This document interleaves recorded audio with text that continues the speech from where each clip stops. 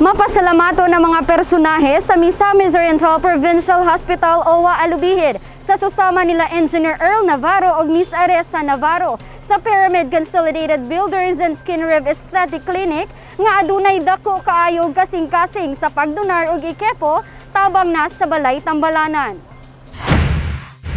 Dako ang dalang kahimuan sa bagong gidonar nga 5 ka tents nga mikantidad og 14,000 ka pesos matag usa nga sa kinatibuk-an mobalor og 70,000 ka pesos nga magsilbing isolation tents nga gamiton gilayon nga karon na plaster na sa Moph Owwa Alubijid sa lungsod sa Alubijid, Misamis Oriental. Uban sab sa tabang ni Attorney Christine Ravanera nahimong posible ang pagbaton sa maong ikepo nga galamiton kaayo hilabi naning panahon nga hugot gipakigbatukan ang makamatay nga sakit sa COVID-19. Si Dr.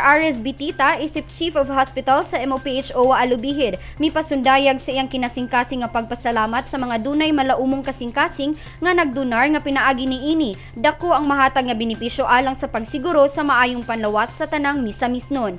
Niini malaumon sab si Governor Bambi Imano uban ang tibok puwersa sa Provincial IATF sa pagpangulo ni Dr. Jerry P. Kalingasan nga matunhay pagayon ang pagsubay sa mga tahas sa mga frontliners nga alang kaniya dako og papel og walay kakapoy sa panerbisyo gani man giilang modern heroes.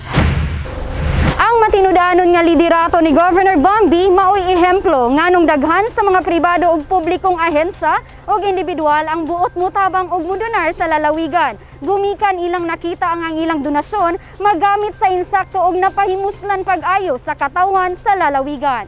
Kauban si Mark Anthony Pareha sa kamera. Ako si Lambor Regian Amor Maygay. Alang sa limpyo ug matarong nga panggobyerno, padayon Pilipino.